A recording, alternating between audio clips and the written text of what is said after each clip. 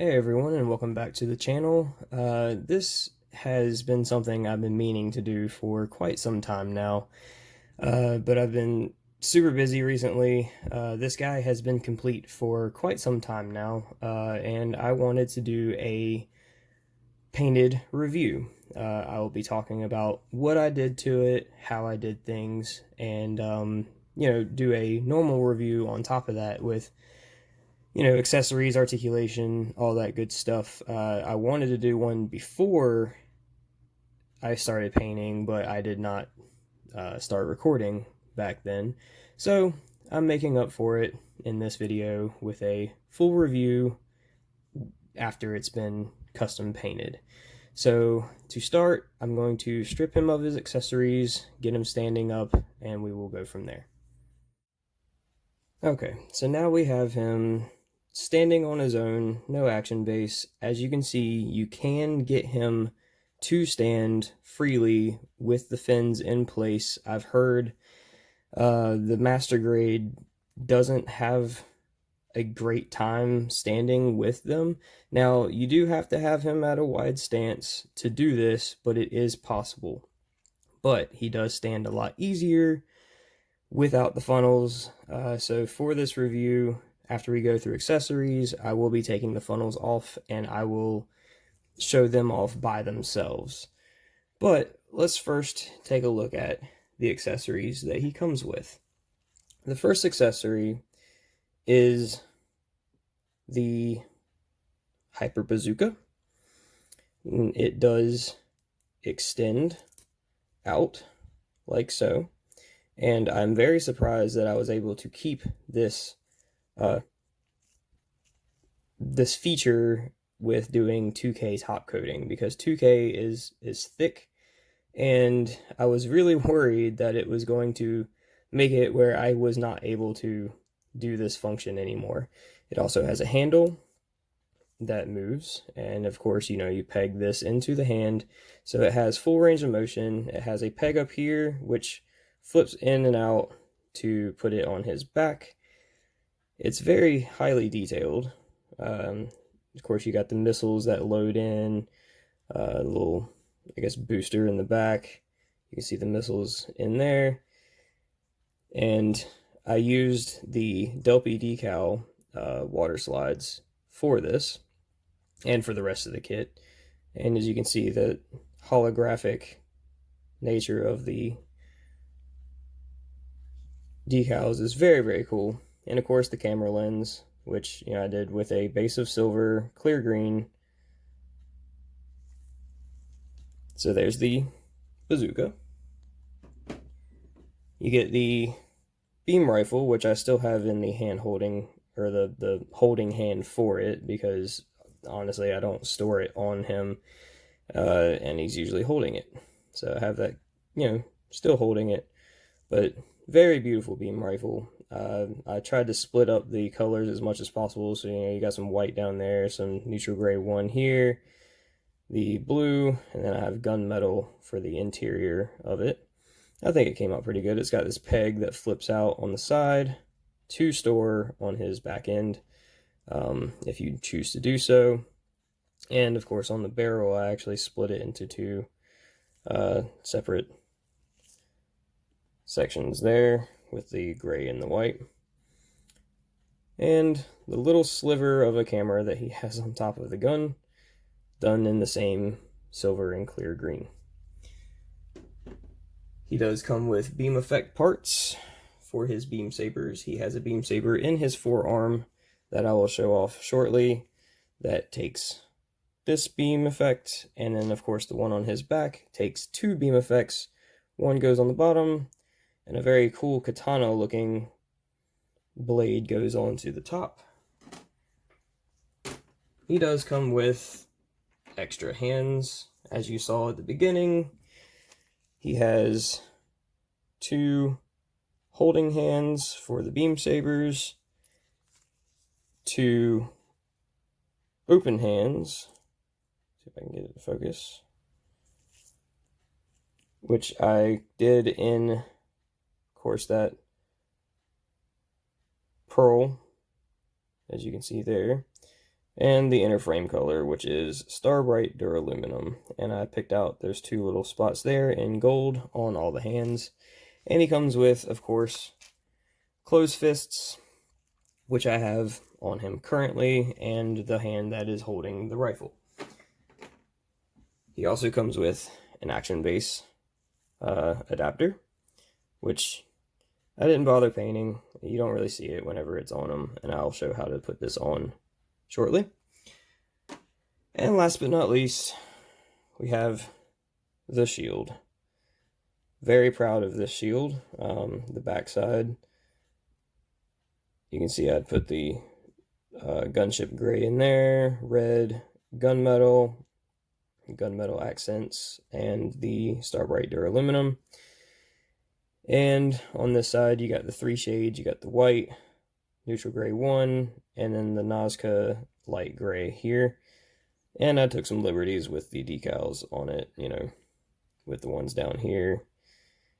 I think it came out really, really cool. I mean, there's nothing real special about it. It just has a rotating deal here that clips to his forearm. Other than that, nothing else really moves on it. Okay, so if you have been keeping up with this build, you would have seen me do a lot of work on these, doing the detail work on them.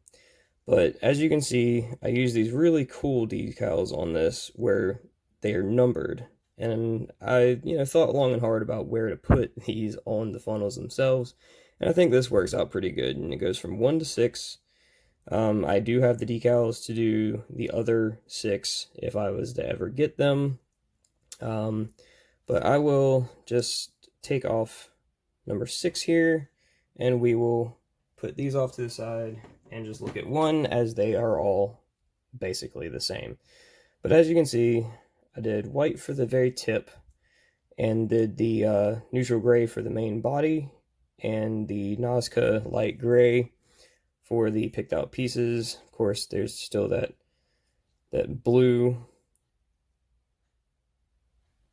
and the yellow orange from Gaia Notes. And on the back side, you see that really nice display of the gloss blue. If it'll actually focus. There we go. Over that Mr. Hobby, Mr. Crystal Color Sapphire Blue. And basically, they'd bend at a hinge right here. And there you go. You would have a funnel. I do not have the effect pieces that go in the inside, unfortunately. This was my first real grade ever. I found him at a shop and picked him up, and it's been a very awesome build so far. It's been my favorite build I've done, and it's a real grade. It is a big real grade, I will give it that. Not as big as this is hobby, of course, but it is big. Now, to connect these, there are these little connector pieces on the sides. I did these in gunmetal. I didn't want to draw too much attention to them, but they are there. The bottoms, of course, do not have that. But you would, take the pegs out and interlock them. And that's about it for the funnels. So I will bring the main mobile suit back out and we will review it. And here we have New Gundam in all his glory, without the fins, of course, but it'll make this way smoother and way easier. Now, starting off, I will say the articulation on this blew my mind. To be a 144 scale, a large 144 scale, but a 144 scale, this thing is packed to the brim with detail and the ingenuity that went into this. I mean, I have seen people say that this thing surpasses the master grade. Now, I do have gloves on for this review because of the 2K gloss I put on him. Fingerprints show pretty good on him. So I cleaned them up as good as I could. And, I don't want fingerprints to be all over them in the video. So starting off with the head, it's on a ball joint. So you get, you can get 360 if you want. He can look up really well, look down really well, because that neck is nice and high. Now it is on a double ball joint. It's a ball at the bottom, ball at the top. Waist rotation, you got plenty of waist rotation. He has a ab crunch and a reverse. As you can see there, you can actually do this weird thing where you can separate his body there. And I will say, even with the 2K, I was able to keep all of the articulation, which I was very happy with. These panels here can slide out to reveal the inner frame. This part here can actually lift up. Well, it's supposed to. It's hard to do it now, but it will lift up. Of course, now I'm on camera. It's not going to do it. There we go. I think I got it going. There we go. So this lifts up out of the way, and you can see the cockpit area. Now the red piece does slide up as well, but I don't really mess with that too much. The arms can actually come out to create any kind of dynamic movement back and forth, in the shoulders can go out a good ways, can actually go up even further because of how these sit separate from the arm itself. You got a double jointed elbow that gets you as much range of motion as you could ever want. And you have wrist hinge here to get you even further. And of course, the panels on the shoulders can actually swing out because they're all three separate, and can move out of the way to reveal more of that inner frame. Other arm, exactly the same, except for one feature on this side, which is if you pull this blue piece up, it will actually bring out the beam saber. Now, of course, the beam saber you just take out, plug in the beam effect on, and then to put it back, you just push it back in, slide this down, locks it back in. Very cool feature. I always thought that was a neat little hidden thing that New had. Front skirts are on ball joints. They just swing around anywhere you want. There's a little bit of detail for you down there. Side skirts, also in ball joint. Rear skirts are actually just on a rod system, so they can move out about that far, which is, I mean, plenty to get you what you need. Very cool detail on those, by the way. Now, one thing I did kind of lose, or not lose, it can still do it, but I don't want to do it, is this piece is supposed to drop down and this piece can come up to expose the port to put the rifle in. It's very difficult to do so, and I risk messing the inner frame up if doing so, but just know if you slide this down and pop this up, there is a port in there that I do not use. Now, for leg articulation, which is where this thing really shines. Of course, these can move up to accommodate for the leg movement. They can move forward that much, back that much. He can do the full splits. He has above the thigh rotation, and the knee is really cool, especially for a 1/44 scale. As you can see on the thigh here, right? Whenever you bend, the armor separates and slides. Really, really neat. And then, of course, you have the piston that actuates here in the knee. And then you have the knee that actually separates away from itself there. And whenever you do that, this thruster automatically actuates up. Then you have this joint here So if you bring the ankle back, this joint opens up, and then you have a posable toe that can, move up and down. Not incredibly much, but it's more of the ankle itself moving.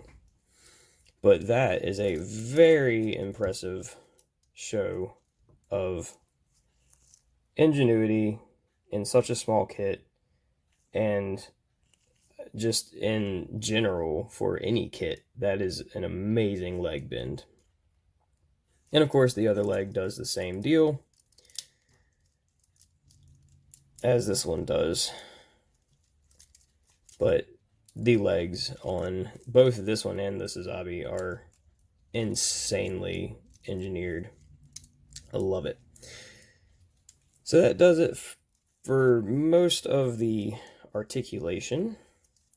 Of course, his backpack, it doesn't really do a whole lot, but you do have a swivel here that holds the beam saber, and of course this here can swivel around, and the beam saber is just plugged in just like that, and you can take it out, plug a beam into it however you wish.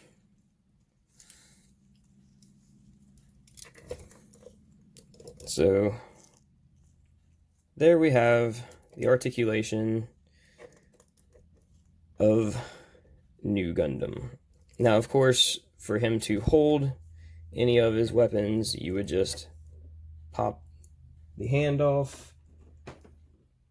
You would then sandwich these together over top of the handle. There's a little port that goes into a plug in the handle, and simply plug it in, and there you go. He's holding the gun. Same thing for the bazooka. You would do the same thing. Fold the hand over top of that, put it in his hand, put it on his shoulder, and there you go. Now I will show off how to put the shield on. As you can see, there's just a simple port or clamp, and it will nestle in that little groove right there. So you just press it on, and friction holds it on, and it does fairly well. It does good. It does better now that I painted it, as it has a little bit more surface or thickness to hold on to. Real quick, before moving on, there is two little sections of articulation that I need to touch on that I missed, and it is simply rotation underneath the shoulder. I forgot that. But also down here, there is the ability to swing his legs down. I for the life of me, can't figure out really why to do that, unless you're trying to get maybe a dynamic pose, which I haven't had any problems getting dynamic poses out of them being here. But basically what you would do is pull that little peg there down, and that would unlock them and give them the ability to swing down. It's there if you want to use it, and hey, if you need to use it, you need to use it.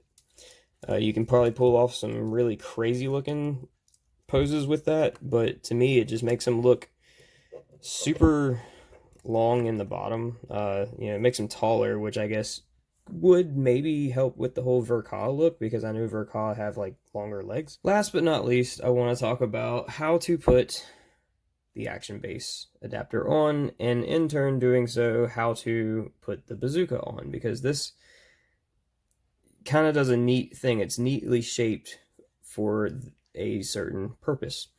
So in order to do this, you have to remove his backpack, which is simply pegged in. This being said, I would highly suggest not gluing the backpack on. I didn't 2K coat the peg for that reason it is painted, but I didn't want it to be even tighter going into there. But you would remove this, and as you can see, there is this little deal here and a hook on this, and you would just simply hook it on like so, and that kind of sits how it's going to sit, and then you plug it right back into his back like so.